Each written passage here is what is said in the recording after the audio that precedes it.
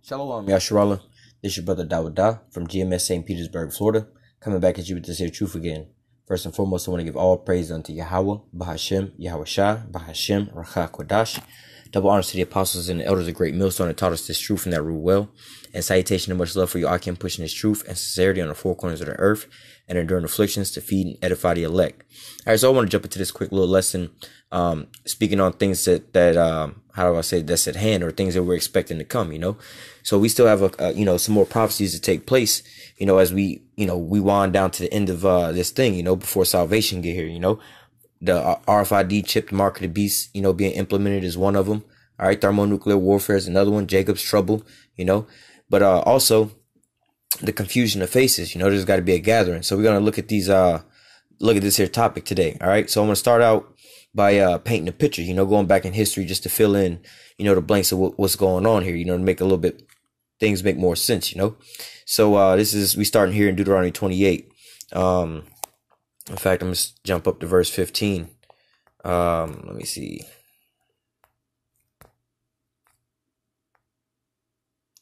This is Deuteronomy 28 and 15. It says, "But it shall come to pass, if thou wilt not hearken unto the voice of Yahawah thy power, to observe to do all the commandments and his statutes, which I command thee this day, that all these curses shall come upon thee and overtake thee." All right. Now, this is the covenant that we as the children of Israel made with the Most High. All right. Now, he said it, not to say set us up, but a part of our contract was, look, you got to follow these commandments and, these blessings will happen. But if not, these here curses will happen. So we're going to just jump into some of these here curses. I'm going to start at verse 63. All right. So, and just, to fill you in, if you don't know the whole story, we didn't keep the law, statutes, and commandments, and we're under these curses as we speak now. But, good news is that all these curses are about to come up off of us. All right. So we're in that transitional period. All right. But nevertheless, going back into this here lesson, Deuteronomy 28 and 63, "And it shall come to pass, as that Yahweh rejoiced over you to do good and to multiply you, so Yahweh will rejoice over you to destroy you and to bring you to naught. And you shall be plucked from off the land where thou goest to possess it." All right. So going back into that contract that we made with the Most High, look, just like you go get your driver's license, you're making a contract with them. You know the laws of the road. If you break those laws, you're subject to getting your license taken and or other penalties. But if you abide by those rules, you got your driving privileges there for you. Same with us. The Most High said, look, you follow the law, statutes, commandments, I'll bless you and put you on high. If you break my law, statutes, commandments, you're going to get these curses. We broke them. Here's some of the curses. All right. Verse 64, "And Yahweh shall scatter thee among all people from one end of the earth even unto the other. And there thou shalt serve other gods which neither thou nor thy fathers have known, even wood and stone." So as we speak in this lesson, we're talking about being scattered amongst all the people. All right. That's one of the things that was going to come down on our people. We was going to be scattered amongst all these nations upon the face of the earth. All right. Let me just jump down to verse 68. "And Yahweh shall bring thee into Egypt again with ships by the way whereof I spake unto you. All right. Thou shalt see it no more again. And there you shall be sold unto your enemies for bondmen and bondwomen, and no man shall buy you." Now, just to address the no man shall buy you part, that means no man's going to redeem you. No man was going to set the so-called Negroes, Latinos, and Native Americans free from their bondage under the so-called white man. But nevertheless, going into this transatlantic slave trade. All right. We was brought into Egypt again. All right. When you follow these scriptures, the Israelites never went back into Egypt in slavery. All right. But nevertheless, we came over here in America into slavery on cargo slave ships. All right. And it says you should see it no more again. We ain't been over to Israel like that. We don't know that as our homeland. We're going to be sold here for bondmen and bondwomen as slaves, All right. Let me jump over to Daniel 9 and verse 7. So we broke the law, statutes, and commandments. We broke the covenant that the Most High had made with us. All right. So we got the bad end of the bargain, Not to say a bad end, it was a fair end, but nevertheless, we got the curses. All right. So we was going to be scattered into all these other nations. All right. A byproduct of being scattered into these other nations. All right. This is Daniel 9 and 7. It says, "O Yahweh, righteousness belongeth unto thee, but unto us, the Israelites, confusion of faces as at this day. the men of Judah and the inhabitants of Jerusalem, and unto all Israel that are near and that are far off, through all the countries whither thou hast driven them, because of their trespass that they have trespassed against thee. So it addresses the reason they was going to be, near and far. What does that mean? They was going to be scattered into all these nations, as the scriptures say, a part of the covenant. All right. So Judah and Jerusalem, or Judah and Israel, the northern and the southern kingdom, was going to be scattered into the whole four corners of the earth. Now, when you follow the scriptures, from the captivity the northern kingdom went in Assyria. All right. From there, all right, they came over to the Americas. So they wasn't in captivity. All right. They only went into one captivity, and they got on their own boats and came over here. All right. But during the time of the transatlantic slave trade, that's when they was also shipped out to the other way, and they was put into captivity, like the scriptures say. Israel and Judah was oppressed together. All right. And this is the place where we were oppressed together, both the northern and the southern kingdom. But nevertheless, the Most High say what? So like it. That confusion of faces belong unto the whole house of Israel. Why? Because they would be scattered into all these different nations. All right. They was going to be scattered amongst all these different nations. So a part of that, and being in captivity for so long, what would happen? Just like what happens here in America, you start mingling with the other nations, and therefore, your skin color starts changing up and things like that. And, or i.e., you keep your skin color and everything like that, but you start picking up other, other people's customs, So like, let's say that Judah did, look like what I look like, a so-called black man, originally looked like a so-called black man, right? I look like still like a so-called black man to this day, but what? I grew up believing that I was a Babylonian or an American with American traditions, or a black people's traditions. You see what I'm saying? Even though I still, look exactly how I was supposed to look according to what I would look like according to my tribes, but what?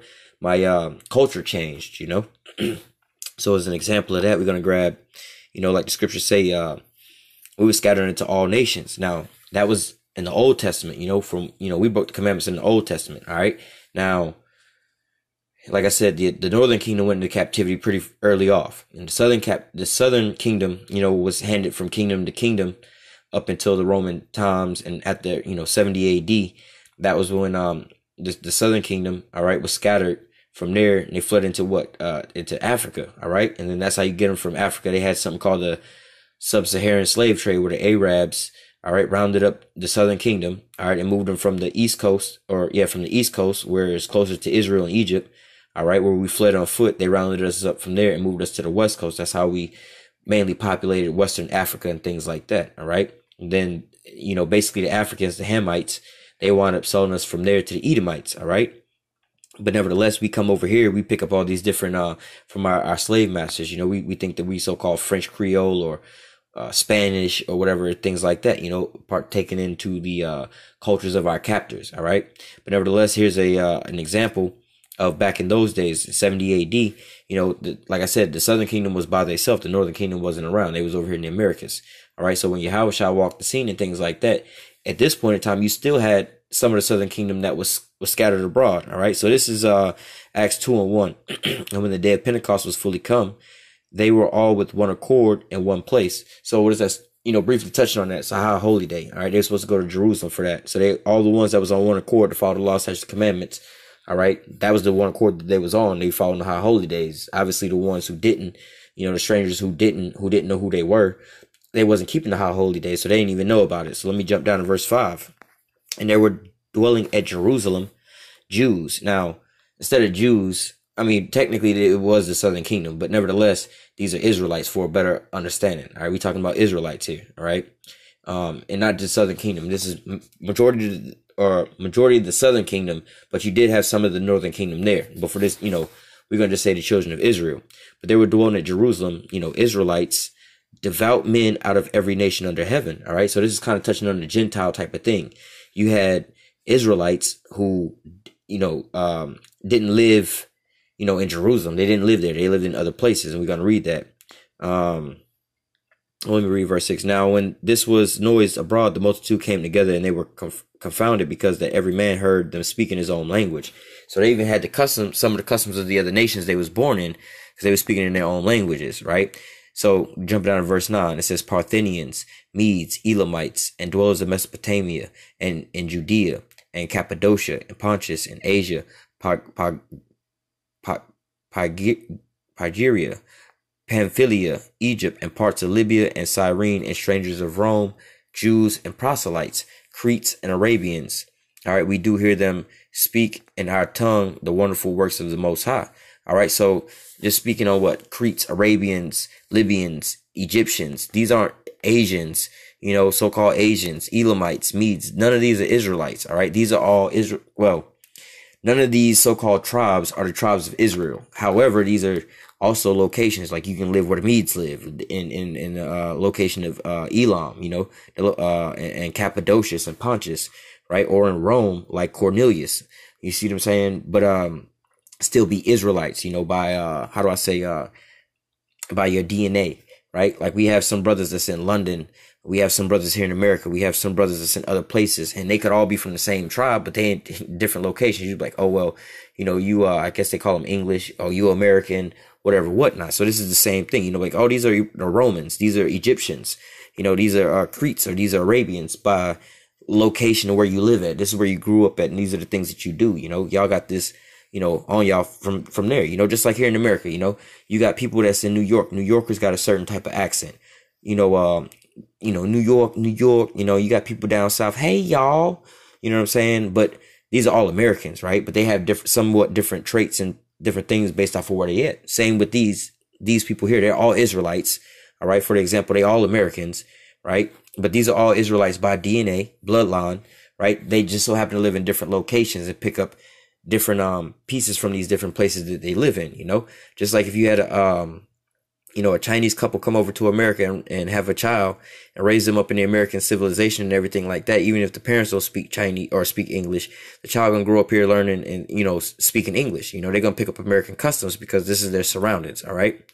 So same here with these people. These are Cretes, Arabians, Egyptians, Parthians, Medes, Elamites, and so on and so forth. These Asians, these are all Israelites who just dwelled in these areas. All right. Because why? We were scattered into the four corners of the earth, into all different nations. All right. Into captivity. All right.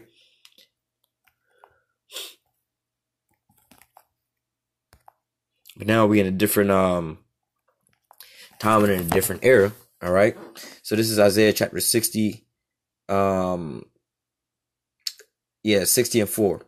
This is well, actually, let me grab something else first. This is Isaiah 11 and 11. I think yep. Isaiah 11:11. And it shall come to pass that in that day, all right, you know, in the day that these prophecies come to pass where we live in now, that Yahawah shall set his hand again the second time to recover the remnant of his people, which shall be left from Assyria, from Egypt, from Pathros, from Cush, from Elam, from Shinar, from Hamath, and from the isles of the sea. Okay. And he shall set up an ensign for the nations, and shall assemble the outcast of Israel. All right. And gather together the dispersed of Judah from the four corners of the earth, you know, which is pretty much self-explanatory. You know, the outcast of Israel, you know, could be speaking on, again, like I said, you know, not to even say America got anything to do with it, but nevertheless, I grew up thinking that I'm like a so-called black man here in America, you know. Now, let's say all of Israel dwelt here predominantly in America, like this was our homeland or whatever, whatnot. Like, oh, well, because you there, that's your location, that so on and so forth. Well, I didn't know I was an Israelite, even though I'm still living here amongst my own people in the land. I wouldn't have known that. So it's talking about these people. It says he set up an ensign for the nations. And what's that? That's some prophets out there calling forth, you know, the dispersed of Israel, letting them know who they are. You know, you can go to, I'll grab it actually. He just set up an ensign, and we're going to touch on that in a second. And shall assemble the outcasts of Israel and gather together the dispersed of Judah from the four corners of the earth. All right.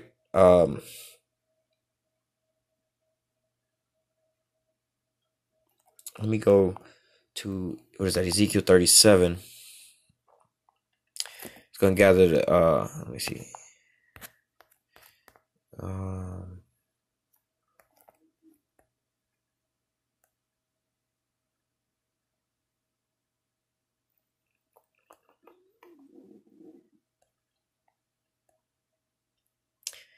Ezekiel 37:16, it says, moreover, thou son of man, take thee one stick and write upon it for Judah and for the children of Israel and his companions, and take another stick and write upon it for Joseph, the stick of Ephraim, and for all the house of Israel and his companions, and join them one to another into one stick, and they shall become one in thy hand. All right. And basically, you know how that's translated out today. When you see this in the highways and the byways, we got one sign that's saying what? The 12 tribes of Israel. You don't have signs saying, look, the northern kingdom and the southern kingdom. You know what I'm saying? They basically all together, you know. It says, and join them together into one stick, and they shall become one in thy hand. And when the children of thy people shall speak unto thee, saying, Wilt thou not show us what thou meanest by this? You know, when we on the highways and the byways, Most High said he's gonna set up that end sign. The prophets on the highways and the byways, right? With this sign, you know, one of the so-called fishing bait to fishing the people, you know. Our people, especially our people, you know, our people will say, what that sign mean? So-called Negroes or so-called Puerto Ricans. What you got against Puerto Ricans? What you got against Mexicans or whatever, whatnot? The Lord knows that our people in their spirit, they're going to gravitate to that sign, you know? And that's why you got verse 18. And when the children of thy people shall speak unto thee, they, you know, we on the highways and the byways, could be talking about so-called UFOs, you know? They walk by, they be like, what you mean so-called Negroes? What that's talking about, right? It says, will thou not show us what thou meanest by these? All right, verse 19. We done got them with the bait, all right? But now what? We reeling them in. Verse 19, say unto them, thus saith Yahweh power, behold, I will take the stick of Joseph, which is in the hand of Ephraim, and the tribes of Israel his fellows, and will put them even with the stick of Judah, and make them one stick, and they shall be one in my hand. And the stick whereas thou writest shall thy hand be before thy eyes. Verse 21, and say unto them, thus saith Yahweh power, behold, I will take the children of Israel from among the heathen, whether they be gone, and will gather them on every side, and will bring them into their own land. All right. Well, yeah. Verse 22, and I will make them one nation in the land upon the mountain of Israel. And that's what you see on the highways and the byways. You know, you see camps coming together with the northern and the southern kingdom together. You know, we're not like, oh, we two separate kingdoms. You know, still you got, you know, the kingdom of Israel and the kingdom of Judah. Nah, we like, yo, we the whole house of Israel. You know, we all together as one house, not two separate kingdoms no more. All right. It says, I will make them one nation in the land upon the mountains of Israel, and one king shall be king to them all, and they shall be no more two nations, neither shall they be divided into two kingdoms anymore at all. So what? They're not going to have a northern kingdom. The kingdom of Israel is not going to be there no more, and the kingdom of Judah is not going to be there no more. It's just going to be the whole house of Israel. All right. It says, neither shall they defile themselves anymore with their idols. Actually, yeah, we're not going to grab any more of that for the time's sake. Just, yep. But nevertheless, that end sign was going to be what? The men of the Lord on the highways and the byways. And one of the debates to bring in our people would be this here sign, you know. That's that end sign where the Lord was going to be bringing the children of Israel back together. First and foremost, knocking out that curse that there was going to be strife between the brethren. All right. Let me touch on that real quick. Not going too far off topic.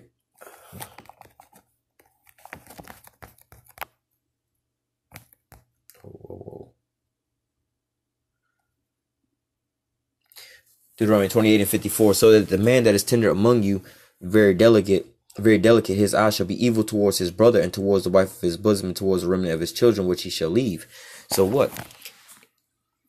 Basically, you see strife between, you know, hey, this could be in just one tribe alone. You know, the so-called black man be banging on the so-called black man, you know, men, you know, so-called black on black crime, but also amongst the brethren, the tribes, you know, Issachar with Ephraim, you know, Judah with Levi, so on and so forth, you know.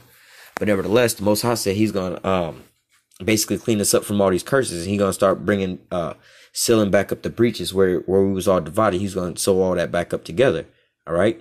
So let me go, go back to Isaiah 11:11 real fast. This is Isaiah 11:11. It shall come to pass that in that day Yahweh shall set his hand again the second time to recover the remnant of his people, which shall be left from Assyria, and from Egypt, and from Patros, and from Cush, and from Elam, and from Shinar, Hamath, and from the Isles and the sea. So, and some of these people, all right, like you have some brothers that's over there in England and stuff like that, and, you know, all over other places of the earth that know they're Israelites, although they're not necessarily here in America. Again, not saying America's Jerusalem or anything like that where we all live, but nevertheless, you have brothers on the other side of the globe that know who they are, you know. So they being, you know, woken up first and foremost in these different nations, but they would be under, like how, for example, I was under the impression I was a so-called American, a so-called black American. Wherever they're living, they would be under the impression that they're so-called whatever. If they was in Asia, you know, somewhere in Asia, oh, I'm Asian, I'm Japanese. But now what? They're going to start, how do I say, waking up to that fact first and foremost. All right. But then it says, verse 12, and he shall set up an ensign for the nations and assemble the outcasts of Israel and gather together the dispersed of Judah from the four corners of the earth. So they're going to start being brought in. All right. Well, before that, they was like the Lord said he was going to set up the ensign. Like I said, you got the prophets on the highways and the byways fishing and bidding as many to the marriage, waking up our people. But what, they're going to actually be gathered. It's not going to just be a mental wake up type of thing. Some people going to just wake up in their locations. The Lord going to deliver them from there. But also the vast majority of the Israelites going to be delivered from here in America. All right. And that's what you're starting to see happen here. All right. So from there, we're going to go to Isaiah 60 to show you that in the scriptures as well. Isaiah 60:4 says, lift up thy eyes round about and see. All right. And, you know, we have this in the news story right now with the caravans and just a lot of so-called migrations of really Jake, you know, coming towards America. It says, lift up thy eyes round about and see. All they gather themselves together. They come to thee. Thy son shall come from afar, and thy daughter shall be nursed at thy side. So what? Our sons and our daughters are going to be brought back unto us, all right? Because of why? Let me go back to Deuteronomy 28. And now we was going to be sold into all four corners of the earth, but also there was some other curses that Deuteronomy 28:32, and thy sons and thy daughters shall be given unto another people, and thy eyes shall look and fail for longing for them all the day long, and there shall be no might in thy hand. Let me get one more.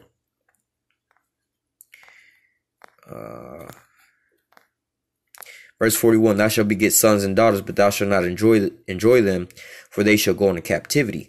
All right, and go into captivity by way of what? Being scattered into the four corners of the earth. So what? The Most High said, what? I'm going to bring your sons and your daughters from afar. You know, because we have, our lineage is scattered all throughout the whole earth. You know, especially the slavery that was the example of the slavery we have here in America, where they was splitting up families here. You know, you might have half of your family, you know, a husband and over here in America or whatever, or in like, let's say Georgia, and then another one in another state, family all split up. Now that child parents is split, then the child grow up and get split from where their original roots are. You know, that family and that lineage is not together no more, but the Most High say he going to gather them all back together again. All right. Let me go from there to Ezekiel 37. We'll close out here. Let me go back to Isaiah. Isaiah 60:4. Lift up thy eyes round about and see. All they gather themselves together, they come to thee. Thy son shall come from afar, and thy daughter shall be nursed at thy side. All right. Let me go to Ezekiel 37. This is Ezekiel 37 and verse 21.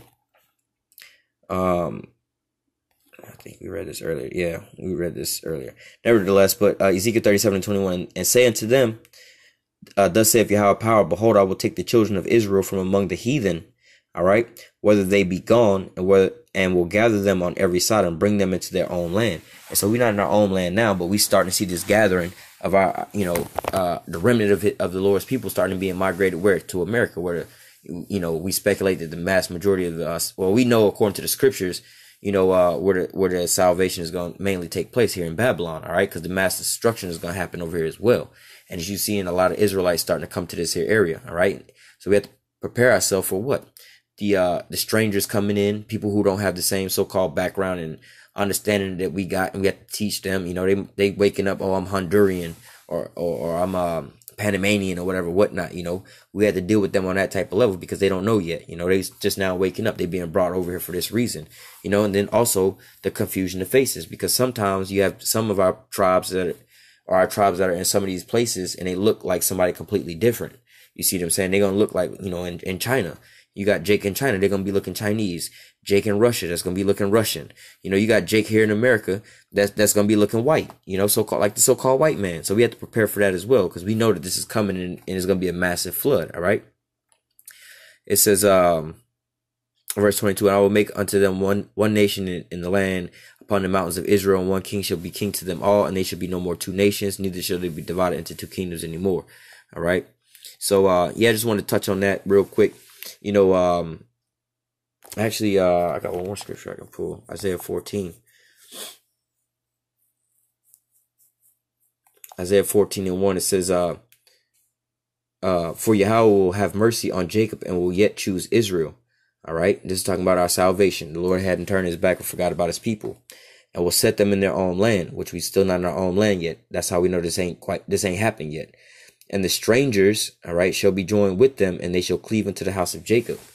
Now, this word strangers, let me see if they how they translate it. But nevertheless, this is word strangers is going back into the children of Israel, like we was reading in the book of Acts. We'll actually go back to there again. So it's going into the word strangers. It says a sojourner, a temporary inhabitant, a newcomer lacking inherited rights, a foreigner in Israel, though conceded rights. So basically, you done left the land and everything like that. You might want to, let's say, like those. Let me just go back and get it in the scriptures.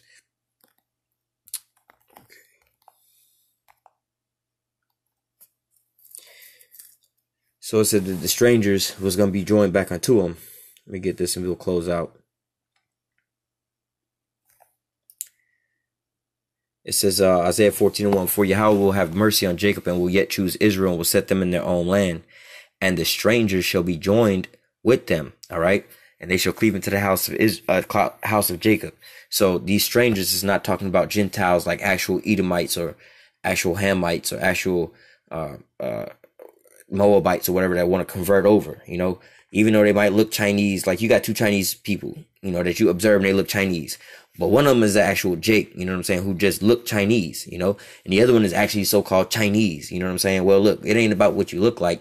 One of y'all is Jake and the other one not. We're going to take y'all, i.e. Blake Griffin and his son, right? Let's just talk about Blake Griffin's son. If you don't know what he looked like, go, you know, YouTube him or Google search him. His father, I believe, is a Levite, a real dark-skinned man. Blake Griffin is light-skinned because his mom is, I believe, a so-called white woman. His wife is a so-called white woman, or I believe she looked like that anyway.